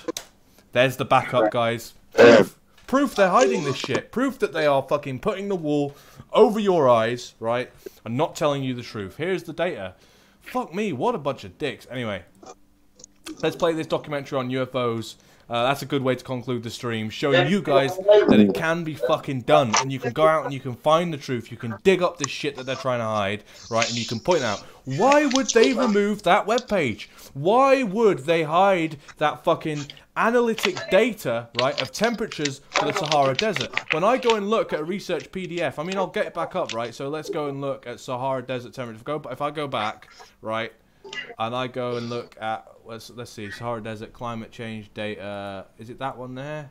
Ian, no, it's this one here, public, historical future trends at heart. So this PDF here, right, so these guys here are telling us July 2001, right, so this is the fake data, the false data, right, and it's telling us here, look at this trend line that it's showing us right there, guys. So it's showing us this trend, am I on the thing? Yeah. It's showing us this trend line, so this is Celsius, this little graph here with a G on it, right, G. So we've got year, and it dates back from 1880 all the way up to 2018. Look at that trend line, look at that fear-mongering there. And you can rewind the stream when I opened this PDF document and I was like, yeah, that's bullshit. I knew it was bullshit right away. All this fucking jargon that they use, like, and here's the actual stations, right? Well, this guy's talking about the actual stations, the weather stations that have been recording the temperature on the ground in the Sahara region, reading the humidity, the temperature, and the legitimate statistics that's there and available. And here's this guy posting all this fucking statistic information, right? Here's the line. Here's the line. Looking at the trends, all this stuff that he's talking about. Go look at this information. It's all out there, but I'm bringing it to you guys in a digestible form that you can understand to maybe go down that rabbit hole and trip. Anyway, I could talk about this all day. It feels so good, right, to fucking have those mainstream sources like Met Office try and deceive you. Have these main scientific organizations try and deceive you and lie to you and just peel back that fucking surface, and there's the truth. There is the truth. The truth is out there. I say it on every single fucking stream before I finish. The truth is out there. You've just got to go and find it. Don't look at the first PDF and think, oh, well, that's settled. Fucking global warming's real. Go and look at the statistics. Look, where was this information taken from? And don't let them go, oh, it's like even that guy when I found that article, right, about this guy, and that when I got the picture up on Google Images, I was even like, okay, let's fact check this, okay? So I visited the web page where the picture's from, and then he said, okay, I got it from Met Office. Then I linked to the Met Office and go and look at Met Office to see if the information's valid, and then Met Office has taken the page down. So I'm like, did the page even exist? I put it into. You have to dig and dig and dig and dig, and then you get to the bottom of it and you find the page. And I found the page. I found the evident information that shows that there is legitimate information on the basis proving that all of that fucking graph and all of this global warming shit. I'm so glad you brought that up, Chris. I'm so glad you brought it up about the Sahara, because within what? How long did it take me? 10 minutes of digging, and I backed up what you said and how it was bullshit. Unbelievable, mate.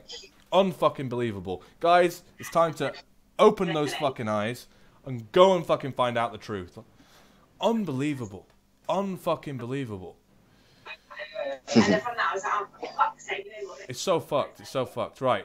I'm going to finish the stream. I'm going to play this documentary. I recommend everybody in here with open minds watch this. It's only like 40 minutes long. I'm going to be going and watching it on my phone simultaneously. So I'm going to watch the stream on my phone and talk in chat. I might put some things in fucking chat at the same time as I'm watching it. It's not going to be paused. It's going to play all the way through. I've got this up here. These are the notes. So we've talked about nuclear war. Not going to happen, guys. Risks and conspiracies. I'm about to play a documentary on nuclear war. Military is the people. We went into Corbyn shooting the sign. We are the people, right? In the military, it's from us. Our sons, our daughters that are enlisted are in the military, and they know what's going on back home. And they're with us. Don't worry. Their military might is us. Never forget that. Good guys know what's going on. We went over Q and how Q's linked with the deep state cabal, which is good to get that in, always is. Fake news opposed to reality. We've just shown that with the climate change, how, you know, fake news and the narrative is completely separate to what the reality is of what's going on. We just proved that here today, just off the cuff, right? Global warming, we've obviously gone over that. Chris fucking, you know, bringing up some stuff there on Sahara, which led us to find even more bullshit, which is brilliant. It's always good to have somebody else here to fucking bounce off. HARP, weather manipulation, we went over that. We played a small video on what that is and the catastrophic effects of that weather manipulation and how that affects us on a daily basis and how they can cause droughts. They can shoot down satellites out the sky. And we also looked at how that can be used as a weapon, and that led us on to Rod from God. We played a video on that and how they take yeah, that's a fucking cool fucking name, isn't it? It sounds like a porn film, doesn't it? Yeah. It's unbelievable. So we what was the name of the user you used to get to the info? The website. Right. So I went onto Google Images. I clicked on this graph here, and I visited the website, Clive the Beast. So this is the information. So what I'll do is I'll quickly open this link here, and I'll bang it in the chat. So what I'm going to do is I'm going to put the link in the chat if you want to go read this.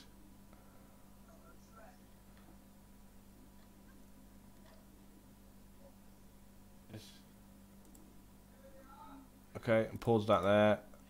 Paste it. There's a link to the thing that I was talking about, the Sahara Desert statistics. Now it's linked to the Met Office. Obviously, you can reverse engineer that page and get that page back, the one that Met Office has removed. The statistics and evidence that the Met Office has buried. Fuck me, what a bunch of dicks. Right, anyway. Fucking hell. It's hide in plain sight. So you've got this documentary here. This is called UFO TV Presents UFOs and Nukes. Fuck me. It's out there. I'll be watching it with you guys. I'll be in the chat. I'll just get up the main cameras here. Make sure Chris is turned up. So, Excuse me. Excuse me. do you want to say anything, Chris, before we... No, it's been enjoyable again tonight. So I was a bit quiet. I had a stressful day. It's all right. I've tried to structure it more, and I go on my ramblings or whatever. But it'd have been fucking dull without you, mate. Honestly. I'm just thinking this. Yeah, it's just Is there anything so else much you wanna evidence bring out up? there, man. Not really. No, just hope everyone has a good night. Sleeps peacefully. That's it, you know what I Yeah, mean? don't worry. This documentary will put your mind at rest. Yeah, don't think too much. Yeah, don't think too much about all this shit. Fuck me. Yeah. I consider it my job when I come on these streams to try and make it digestible, right, for you guys, and just give you, bite-sized chunks of what's going on. Don't worry too much into digging. Come here, let us do it. I've been doing it for years. Chris has known about this shit for years. Fucking I have, do you know what I mean? We've already overcome that fucking mental barrier, and I've gone through all the anxiety of it all, and it really is head fucking, and there's just no point worrying about it. Think about family, love your family, spend time with family, stay being a patriot, support the country, just stay on the right side of history, support good, support truth. Don't trust anyone, don't trust me, don't trust Chris. Yeah, when it comes to someone telling you how it is, right? Go and find out. Yeah, make your own decisions. That's right. Yeah, it's what you've got to do. Like I said, I'll post that link there. And I love it when somebody comes at me and questions what I'm saying, because that helps me question. You should question yourself and what you believe, because that's part of integration. That's part of growing as a civilization and a society when it comes to the pursuit of truth and the pursuit of good. So any fucking criticism or contradiction to what I'm saying, I'm more than happy to go down that avenue as well of debate. But yeah, it's all looking good. It's looking okay. Support UKIP. Fuck the Brexit Party. They're splitting the vote. I had to throw that in there. Yeah. UKIP all the way. Yeah. I'll be... Hi guys, just joined. How's it going, Tracy? You can rewind. It's been a fucking great podcast. Honestly, we've gone over some cool shit. Honestly, it's been much better. I've had notes up on the notepad. And we've gone over it and talked about stuff, done some diggings, got into weather manipulation, nukes. We talked about the Jeremy Corbyn getting shot, went into a bit of Q and how it was all linked. Some military technology, HARP, weather manipulation. And we're just about to put a documentary on called Is There Another Search Engine That Actually Tells You the Truth? Google is crap. You've got to kind of... You've got to juggle, right? Google's not all bad, but yeah, it's definitely manipulated in terms of what it gives you and what it doesn't give you. I don't know, a search engine. Use us as a search engine. Jump in the WhatsApp group. Ask questions, right?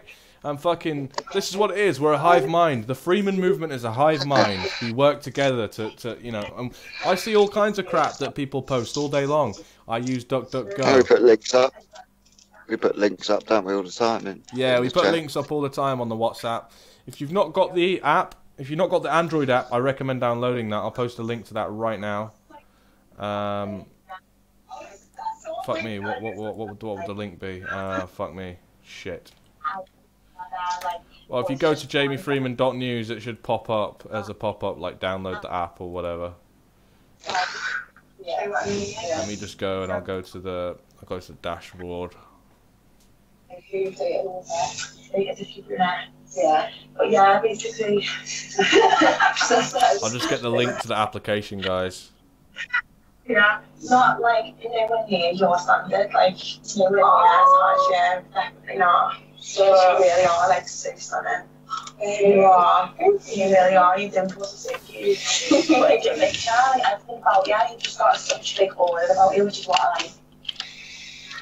Well, it's getting near the end of the show, and you know we like to finish with either sex or an argument. So, Spotting Katie, what's it going to be? I think Katie is going to die. So you download the APK. I'm just not them though.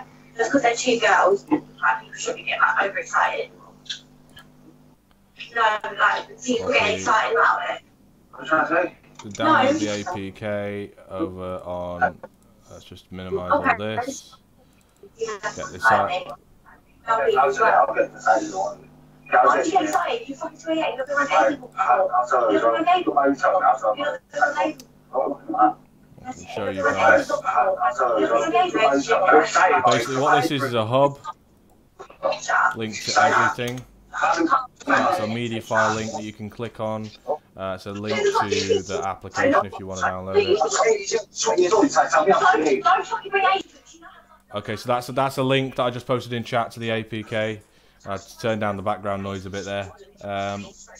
So it's been a great fucking. It's been much better. It's been much more successful. I'm gonna go cook some salmon and some prawns and some fucking cool shit.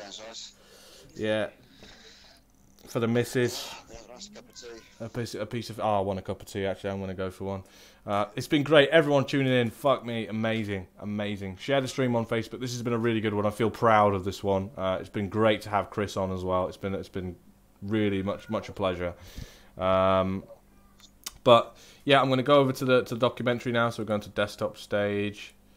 I'm gonna get this up. We're gonna hide that and go to here. It's 41 minutes long. This is UFO TV, UFOs and nukes. Do you want to say goodbye, Chris? Good night, everybody.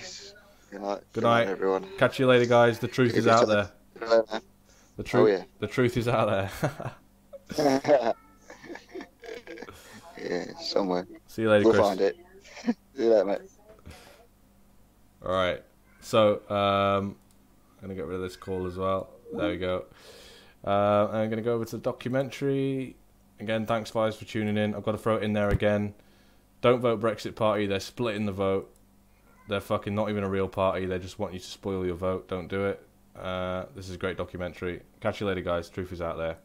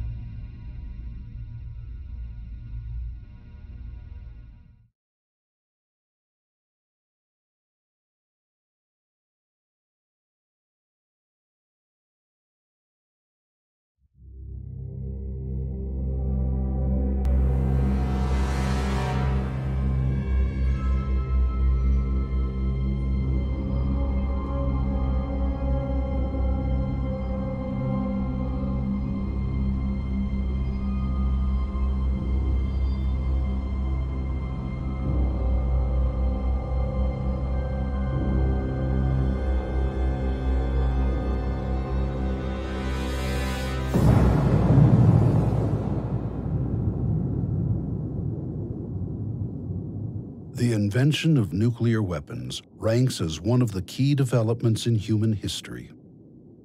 For the first time, all-out warfare risked not only the destruction of civilization, but the radioactive poisoning of the planet itself.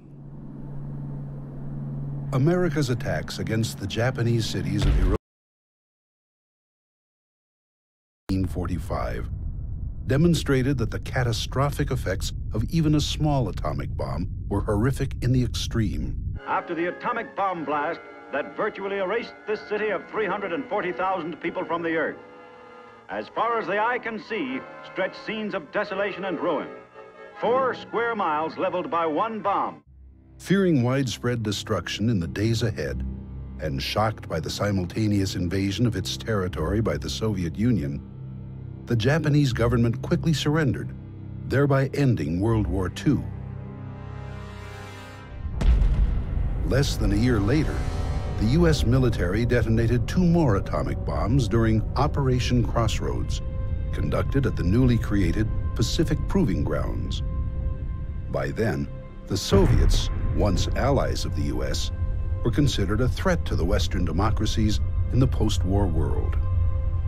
President Harry Truman and his advisors concluded that America's possession of large numbers of atomic weapons would keep the Russian communists in check, and authorized crash programs devoted to ongoing testing and mass production. On August 29, 1949, the Soviet Union detonated its own atomic bomb, much sooner than expected. The nuclear arms race had begun in earnest. To make matters worse, by the early 1950s, the newly invented hydrogen bombs, some of them 1,000 times more powerful than atomic weapons, began to be tested in remote areas of the planet by the new nuclear superpowers and their allies. Mankind's future never looked bleaker. Intriguingly, this grim state of affairs led to a still unexplained mystery. As difficult as this will be for some people to accept, evidence uncovered by researchers confirms that technologically advanced observers, whose identity and intentions remain unknown, began to monitor the nuclear standoff, almost from the start. Declassified U.S. government documents reveal that as early as December 1948, incursions by mysterious aerial objects, later referred to as UFOs, began to occur at American nuclear laboratories, bomb storage depots, weapons test areas, and, as time went on, intercontinental ballistic missile sites. Particularly dramatic are the incidents now being openly discussed by former U.S. Air Force ICBM launch officers who were stationed at various Strategic Air Command bases in the 1960s and 70s. According to these highly credible witnesses, on some occasions, as the UFOs briefly hovered over their launch facilities, the nuclear missiles inexplicably malfunctioned. The officers had been on alert in their underground launch control capsules when they received telephone calls from their security guards at ground level, saying that they were observing one or more unidentified, disc-shaped craft maneuvering in the sky. Seconds later, as many as 10 ICBMs suddenly shut down, according to warning lights on the officers' missile readiness consoles, meaning that they could not have been launched if the President of the United States had, at that moment, ordered a nuclear attack on America's adversaries. These witnesses say that their superiors ordered them to keep quiet about the incidents, and in some cases required them to sign non-disclosure statements which stipulated severe legal penalties for anyone who violated secrecy. As a result of the harsh security measures imposed upon them, many of these Air Force veterans waited decades before discussing the nearly unbelievable and highly disturbing incidents they had observed. Nevertheless, a number of them have finally stepped forward to reveal the truth. On September 27, 2010, a leading UFO researcher, Robert Hastings, and a former Minuteman missile launch officer, Robert Salas, co-sponsored the UFOs and Nukes press conference in Washington, D.C., in an effort to bring the facts to the public. The event was widely covered by the media, not only in the United States, but around the world. CNN streamed it live, and other major news organizations published stories about it later the same day. Good afternoon. My name is Robert Salas. In 1967, I was a first lieutenant stationed at Malmstrom Air Force Base, Montana. I was a missile launch officer. Sometime in the evening hours on March 24th, I received a call from one of my topside guards, the flight security controller, stating that they had been observing strange lights in the sky making odd maneuvers. He called back about 5 minutes later. This time he was screaming into the phone saying they're looking at a red glowing object hovering just above our front gate. Our missiles began going into what's called a no-go condition or unlaunchable. essentially they were disabled while this object was still hovering over our site. Back in 1967, I was officer in charge of the Communications Center at the 28th Air Division in Great Falls, Montana. In March of that particular year, I can clearly recall a message coming through my Communications Center which basically said that a UFO did in fact shut down several missile silos in Montana. Robert Hastings has devoted 40 years to seeking out and interviewing U.S. military veterans regarding their UFO experiences at missile sites and other nuclear weapons facilities. His book, UFOs and Nukes, contains the testimony of more than 100 of those individuals. Declassified U.S. government documents and witness testimony from former or retired U.S. military personnel confirm beyond any doubt the reality of ongoing UFO incursions at nuclear weapons sites. Significantly, dramatic UFO incidents were also occurring at nuclear missile facilities in the former Soviet Union, including cases where the weapons suddenly malfunctioned. Documents obtained in Russia by Western journalists in the 1990s, as well as on-the-record statements by Soviet Army veterans, summarize the unsettling events in great detail. These revelations make clear that both American and Soviet nuclear missiles were subjected to ongoing surveillance and, from time to time, deliberate tampering by whoever was piloting the UFOs during the long, tense confrontation known as the Cold War. Had that anxious standoff between capitalism and communism suddenly become a hot nuclear war, hundreds of millions of people would have been killed outright, and a great many more, perhaps 1 to 2 billion worldwide, would have died over time, the result of radiation illness, exposure, and mass starvation. Indeed, a great many species and ecosystems on Earth would have been devastated by such a war. But what were the mysterious missile disruptions, as described by American and Soviet military veterans, meant to convey? Were they a demonstration of the unknown observer's ability to interfere with these weapons at will? If so, would they have openly intervened to try to prevent a nuclear exchange from occurring if hostilities seemed imminent? To state the obvious, the answers to these questions remain elusive, even now. But if all of this is true, what exactly is going on? Who or what is piloting the amazing aerial craft we call UFOs? And why do they seemingly have an intense interest in monitoring and sometimes disrupting our nuclear weapons systems? A brief review of the evidence may provide a few clues.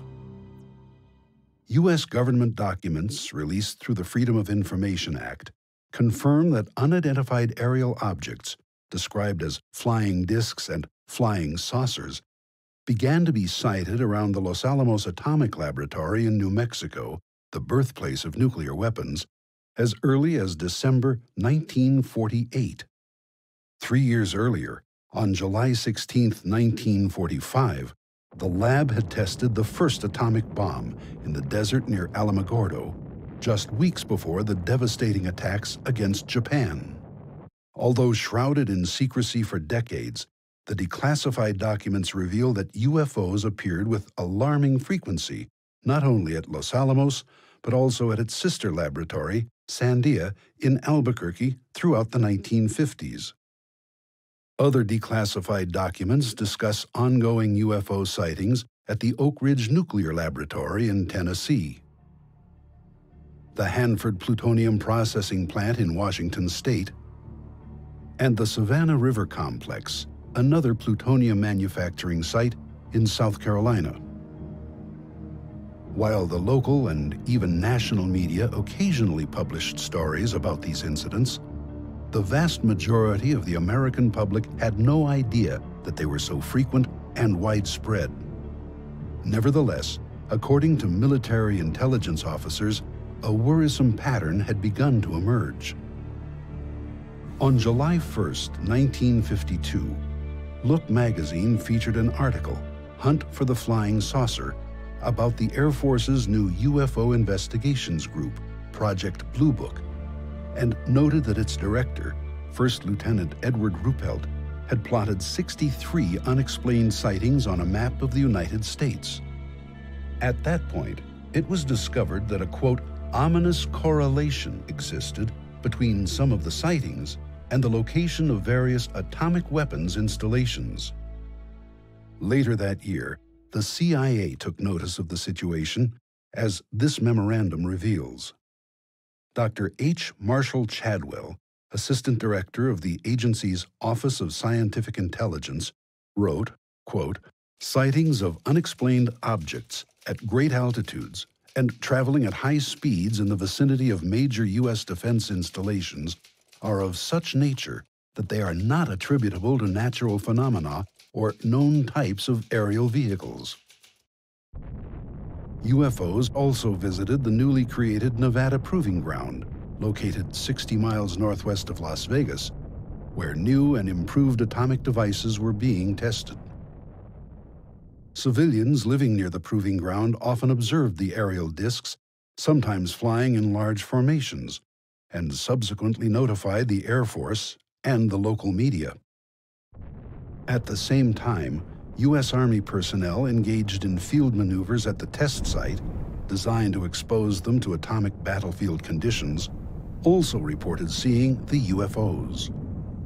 Meanwhile, other sightings were occurring at the remote Pacific Proving Grounds, where ongoing tests of the far more destructive hydrogen bombs were taking place, as the U.S. tried to outpace the Soviets in the new technology of warfare. The chief purpose of the nuclear tests was to create a powerful but lightweight bomb that could be easily transported aboard an aircraft, the primary delivery system during that era. Had the United States been attacked by the Soviet Union, the U.S. Air Force planned to launch hundreds of strategic bombers against that country and its communist allies. Flying over the Arctic region, they would deliver their deadly payloads a few hours later. At the same time, Soviet bombers would be racing toward North America and Western Europe, carrying their own hydrogen bombs, intent on massive retaliation. If this were not enough, the nuclear standoff entered a new and even more menacing phase in the early 1960s, with the first deployment of intercontinental ballistic missiles. Traveling at more than 15,000 miles per hour, these space-age weapons could deliver their massively destructive warheads to targets on the other side of the globe in less than half an hour. That shockingly brief period was later reduced to less than 10 minutes, once U.S. and Soviet missile-carrying submarines began to be deployed just off each other's coasts. Nuclear Armageddon, if it came to pass, would burst upon the world with sudden savagery, against which there would be no possible defense. Perhaps predictably, declassified documents reveal that UFO sightings at nuclear missile launch facilities began to occur as early as 1962. Air Force security personnel guarding these sensitive sites reported seeing unknown aerial objects, usually described as disc-shaped, maneuvering at low altitude and sometimes even hovering over launch silos and launch control facilities at every ICBM base in the United States. Often, the UFOs were tracked on radar, performing maneuvers vastly beyond the capability